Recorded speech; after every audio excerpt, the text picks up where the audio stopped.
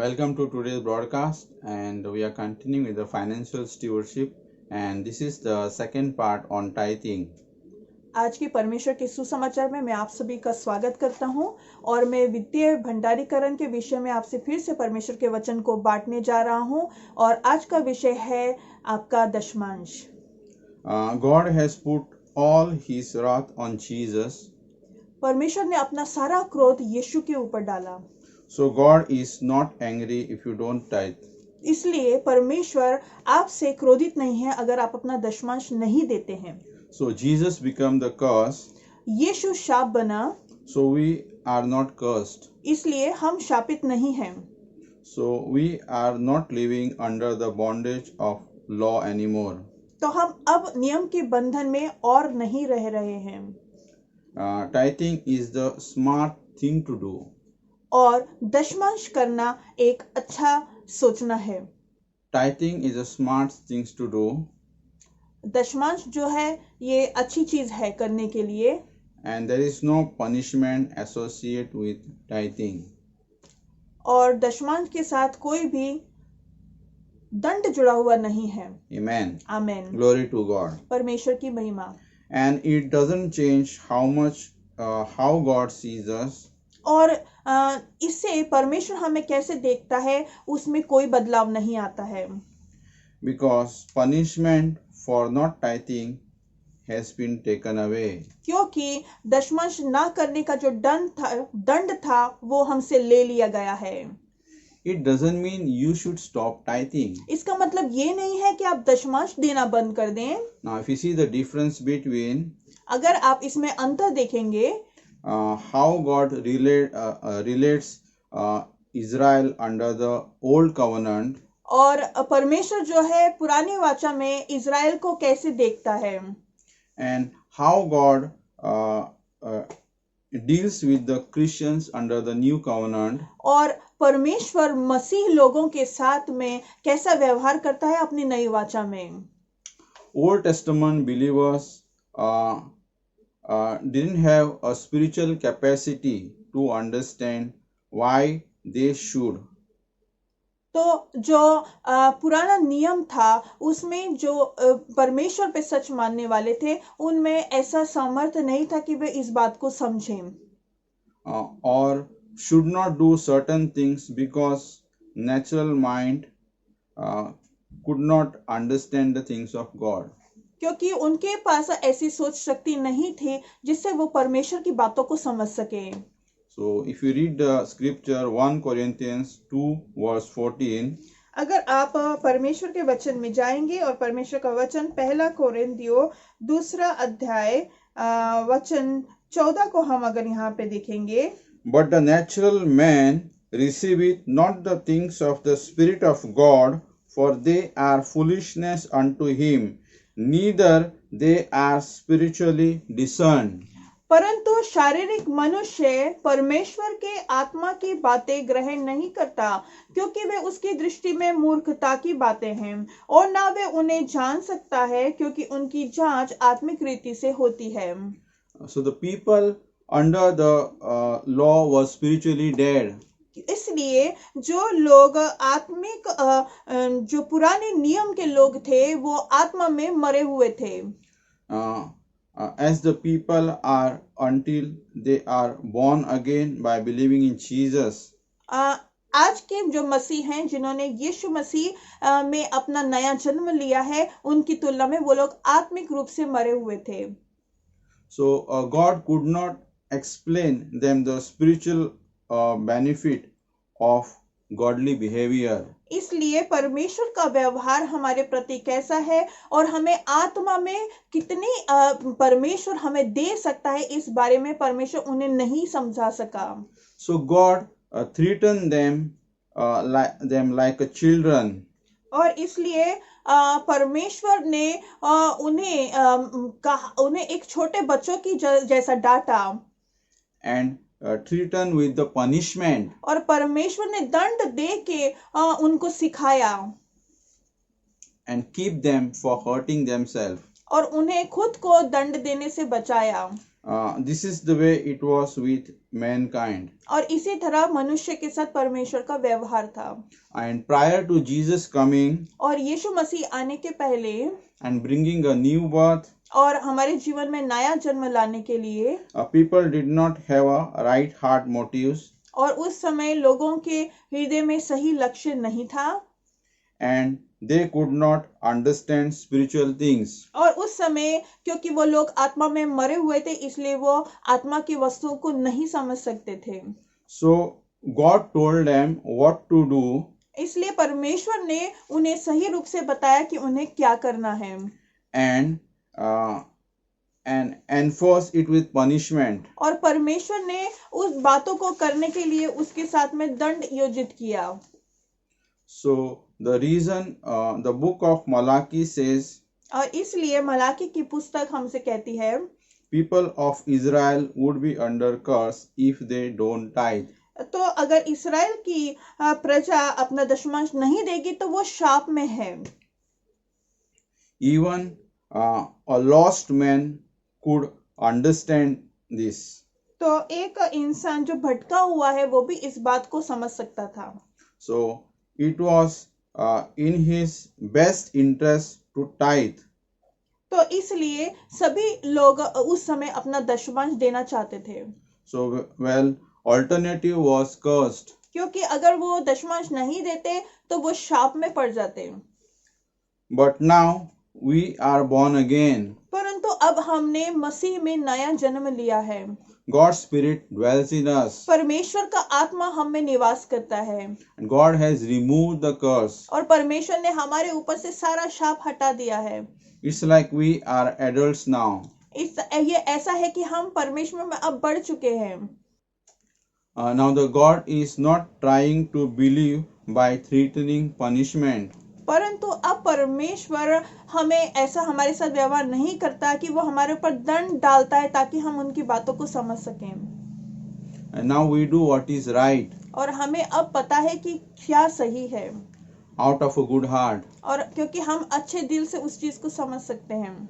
Because we understand the spiritual things. क्योंकि हम मसीह यीशु में हैं तो हम आत्मिक बातों को समझ सकते हैं। I give tithe. मैं दशमांश देता हूँ। And offering. और मैं परमेश्वर को मेरी भेंट देता हूँ। Because it's a way of showing my faith. क्योंकि मैं परमेश्वर के प्रति मेरा विश्वास दिखाता हूँ। We tithe. हम दशमांश देते हैं। With a different motivation. हमारे अंदर अलग अलग लक्ष्य होते हैं जिससे हम हमारा दशमांश परमेश्वर को देते हैं। Then they did under the old covenant. No. जो पुरानी वाचा थी उसके बदले हम तरह तरह के लक्ष्य हमारे हृदय में होते हैं जिससे हम हमारा दशमांश देते हैं। Now this is a testimony of one brother. ये एक हमारे भाई की गवाही है। So his brother, he was tithing out of the obligation. तो ये जो भाई था क्योंकि उसको देना था इस मन की भावना से वो अपना दशमांश देता था। And it was profiting him nothing. परंतु उससे उसको कोई लाभ नहीं हो रहा था।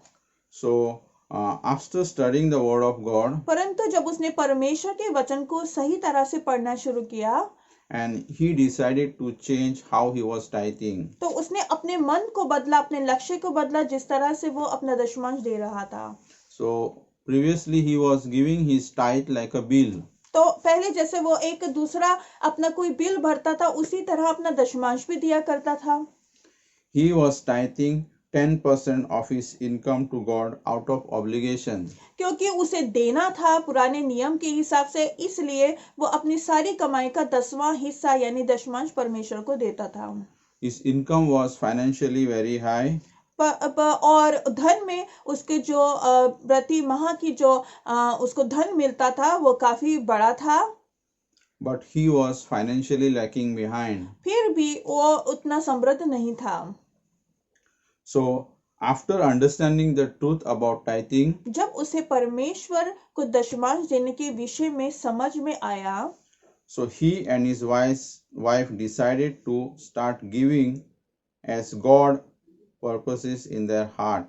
तो उस समय जब उन्हें दशमांश के सत्य के बारे में पता चला तो उस भाई ने और उसकी पत्नी ने परमेश्वर को देना शुरू किया, जैसा कि परमेश्वर उनके मन में डालता गया। Amen. Glory to God. आमीन। परमेश्वर की महिमा। Thank you, Jesus. धन्यवाद यीशु। So they stopped calculating the tithe. और उस समय उन्होंने इस बात को सोचना छोड़ दिया कि हम कितना दशमांश दे रहे हैं। So they started giving whatever they wanted. और उन्होंने इस तरह से देना शुरू किया कि वो अपने मन से, अपने हृदय से कितना देना चाहते हैं और वो देते गए। With a cheerful heart. उन्होंने एक हर्ष की भावना से देना शुरू किया। And after 6 months. और 6 महीने के बाद में they realized that. और उन्हें ऐसा एहसास हुआ they had extra money than they ever had before. तो उनके पास जो धन था वो पहले से कहीं अधिक ज्यादा आ चुका था। So prior to change of his heart, he has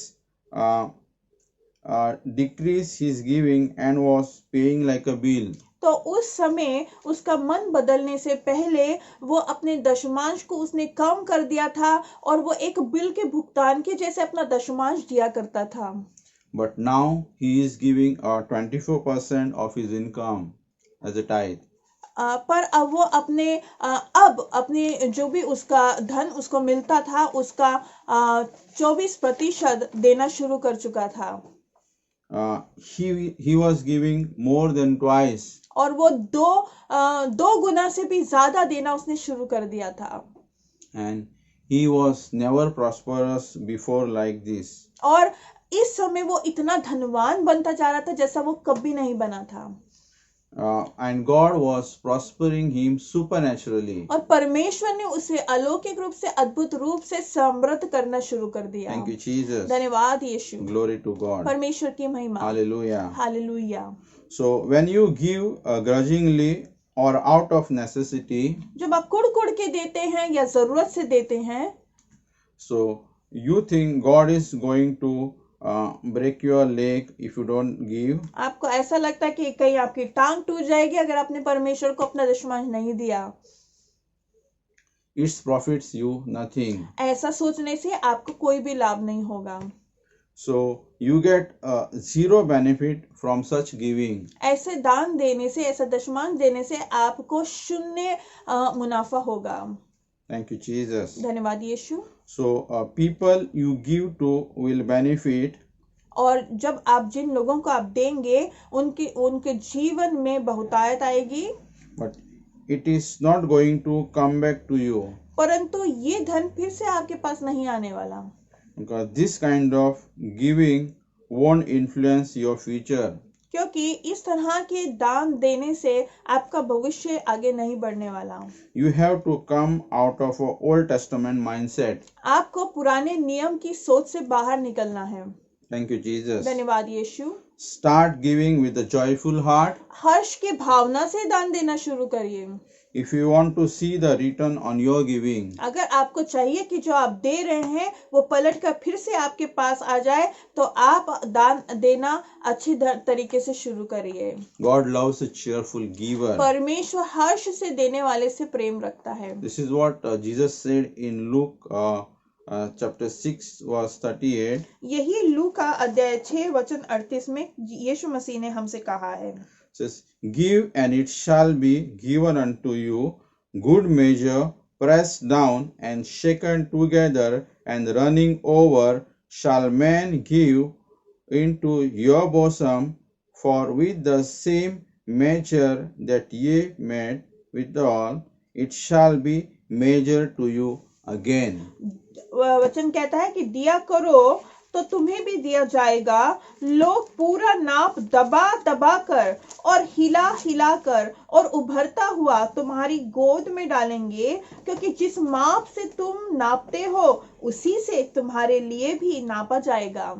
Thank you, Jesus. धन्यवाद यीशु।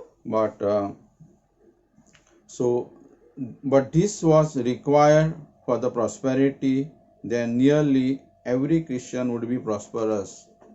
परंतु अगर समृद्ध होने के लिए ये जरूरत होता तो सभी जितने भी मसीह हैं वो समृद्ध होते थे। every church would be filled with the millionaires.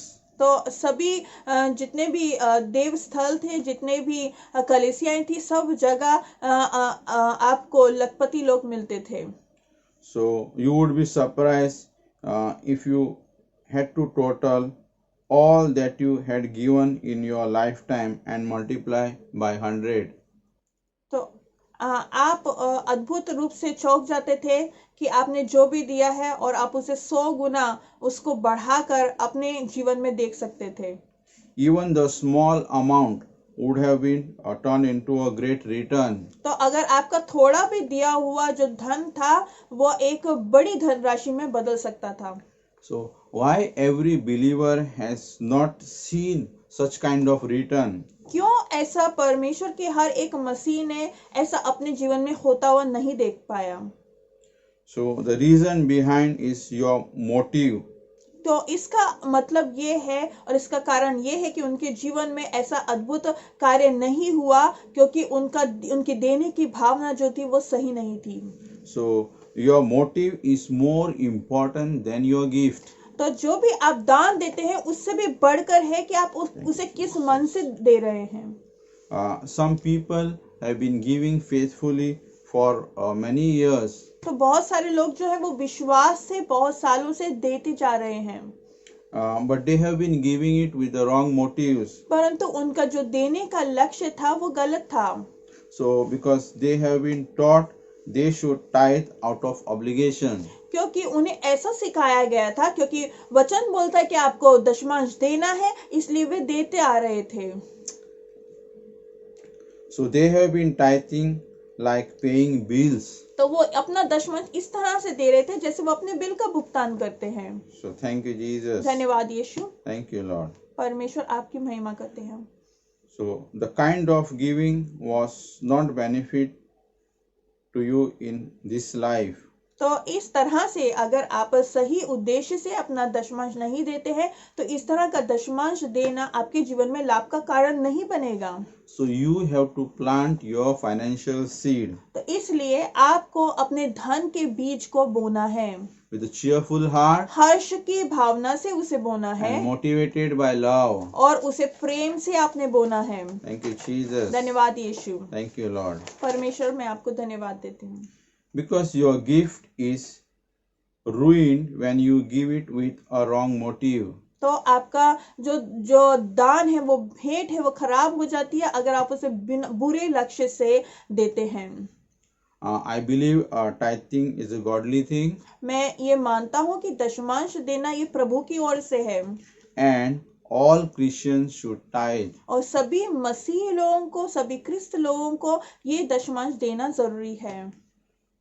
So in the Old Testament they give because they had to.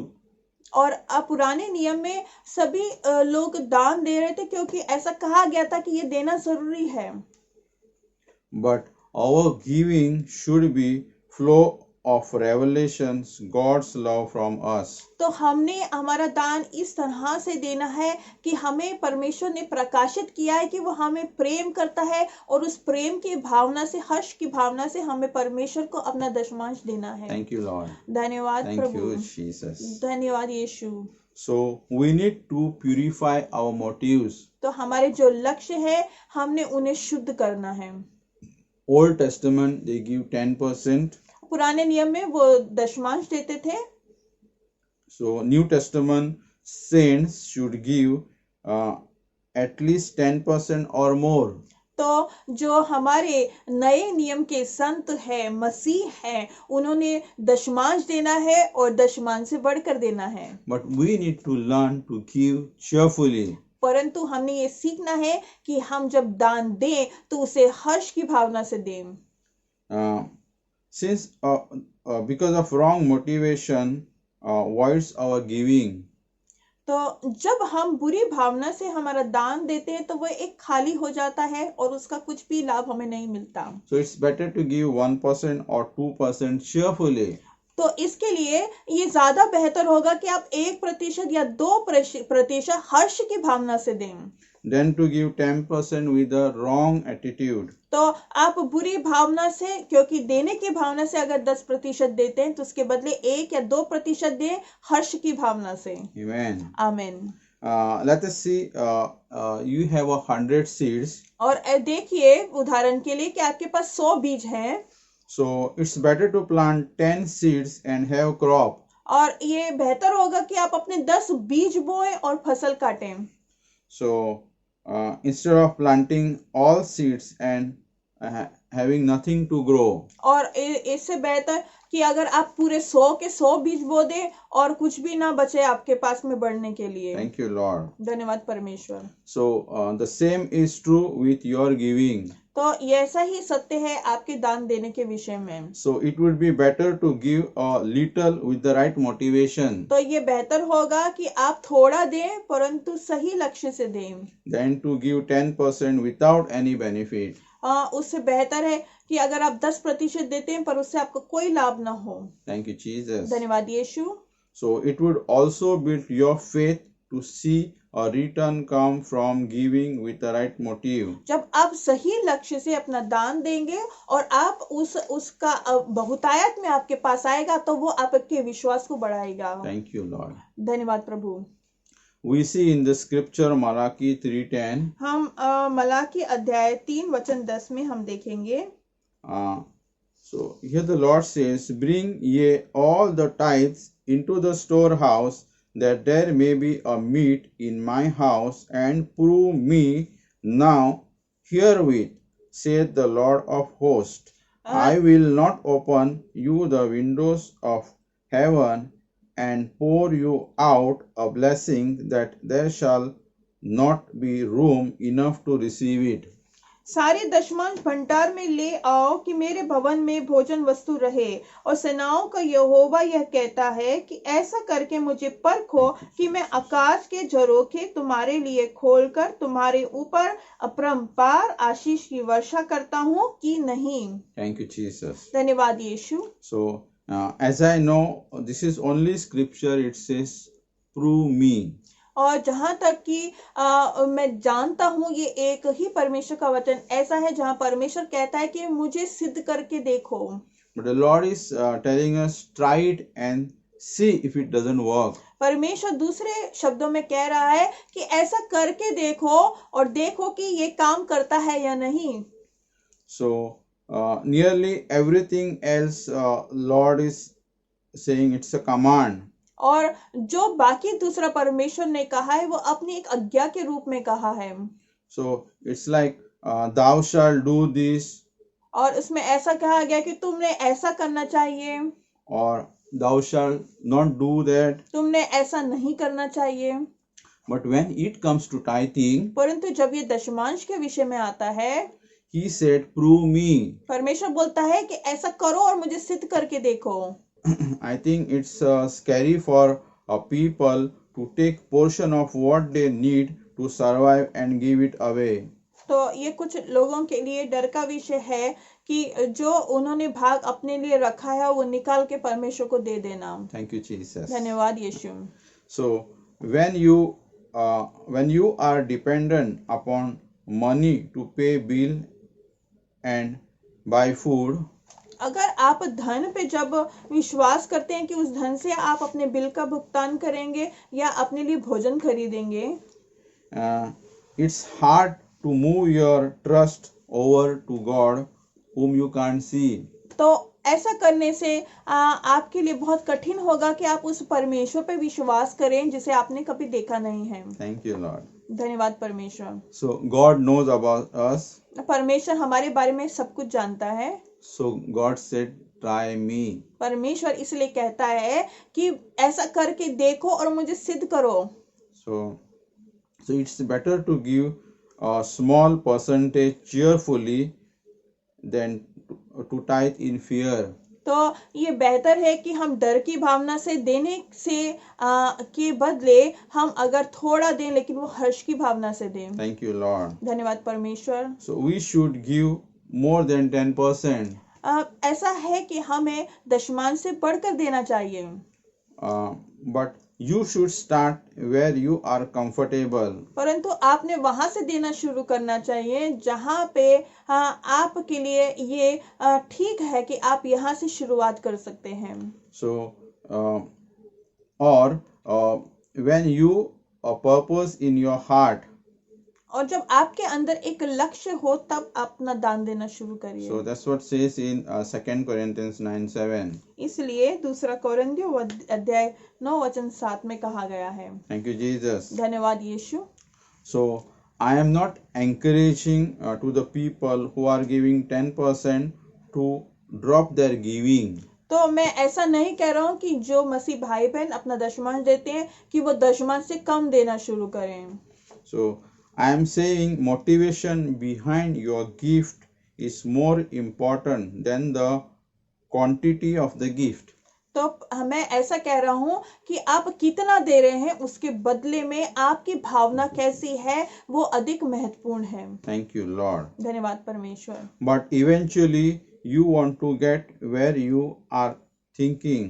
पर आप चाहते हैं कि एक समय ऐसा है कि आप वहां पहुंचे जैसा आप अपने मन में सोचते हैं। So you can ask God, this is your money and what do you want me to do with it? तो आप परमेश्वर से पूछ सकते हैं कि परमेश्वर ये आप ही का धन है, तो आप मुझे बताइए कि मैं इस धन से क्या करूं। It's all about your heart condition. ये सब आपके मन की भावना पर निर्भर करता है।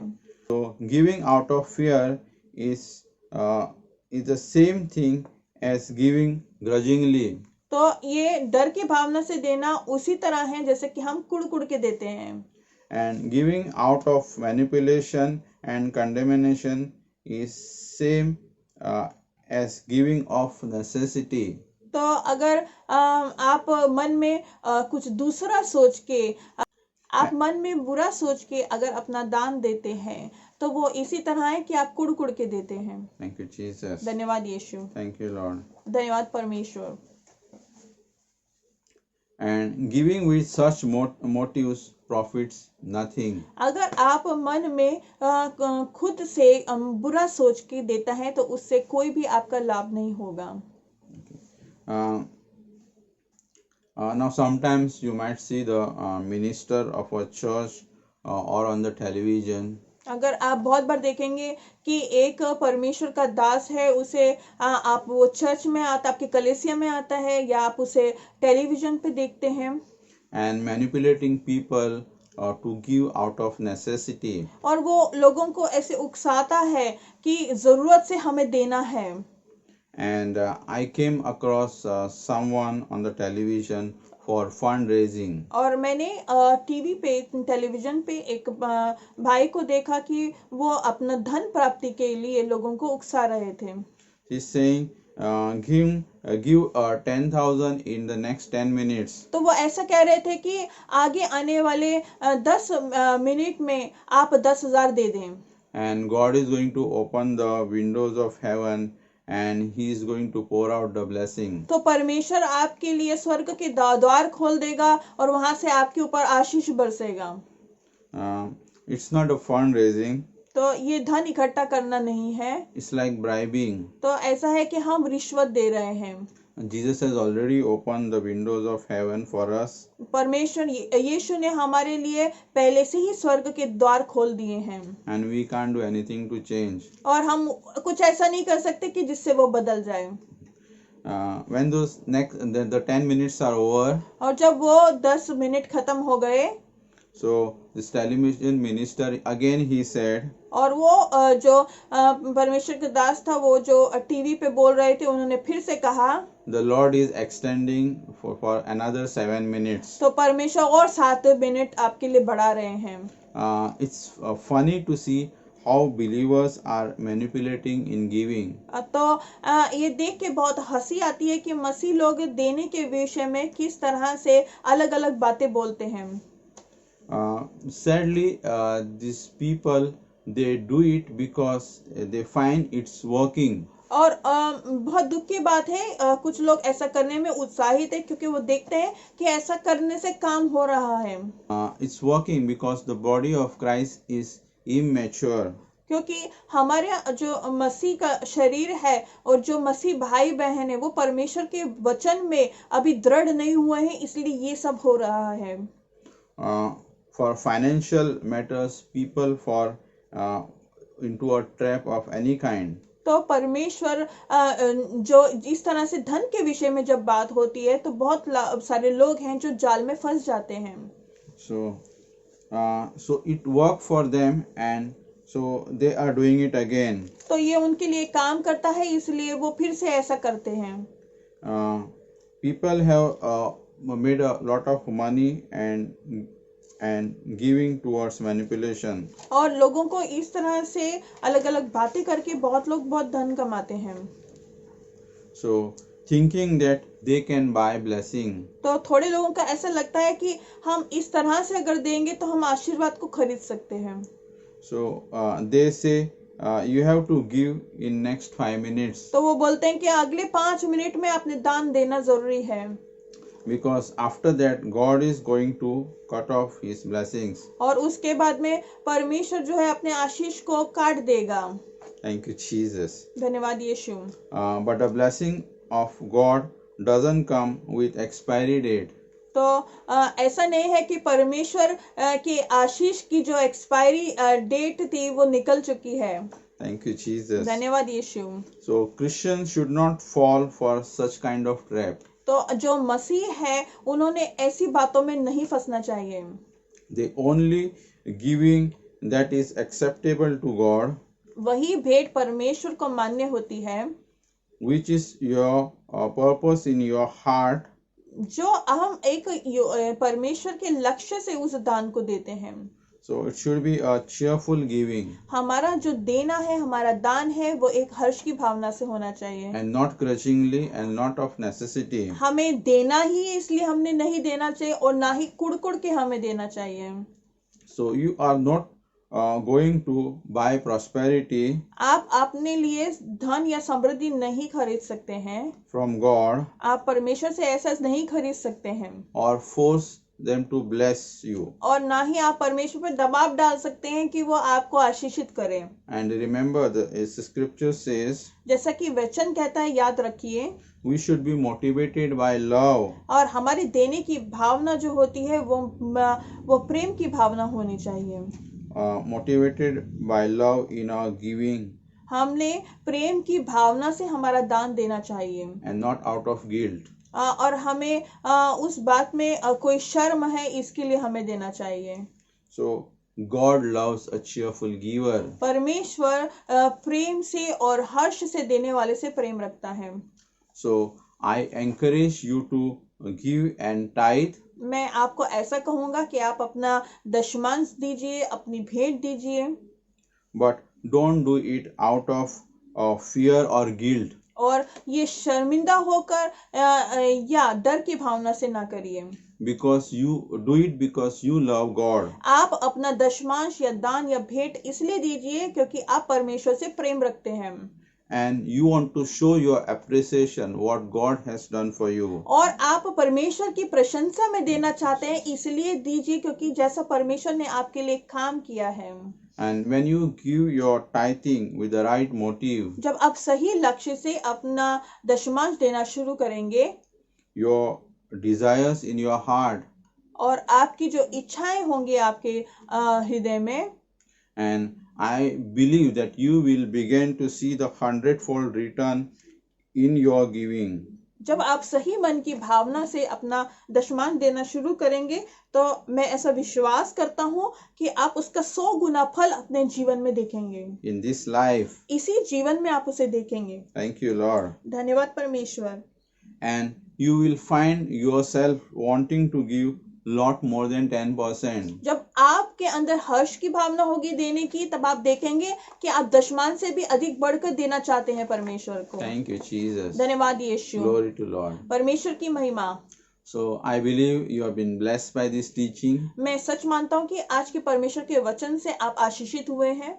And until we meet again, जब तक हम फिर से दोबारा मिलेंगे, I will come with the new teaching. मैं फिर से एक नई परमेश्वर के सुसमाचार के साथ में आपके साथ आऊंगा। So stay tuned. और तब तक हमारे साथ जुड़े रहिए। You can go to our YouTube channel and subscribe it. आप हमारे YouTube चैनल पे जाके हमें सब्सक्राइब कर सकते हैं। And forward the word of God to all your family members. और अपने परिवार के सभी लोगों के साथ में परमेश्वर के इस वचन को जरूर बांटिए। Spread the good news of Jesus. परमेश्वर के सुसमाचार को बांटिए, It's free क्योंकि ये मुफ्त में है and it's life giving. और इससे जीवन मिलता है। So till then we meet again. जब तक हम फिर से मिलेंगे, Remember, याद रखिए Jesus is Lord. यीशु ही प्रभु है। Shalom. शालोम।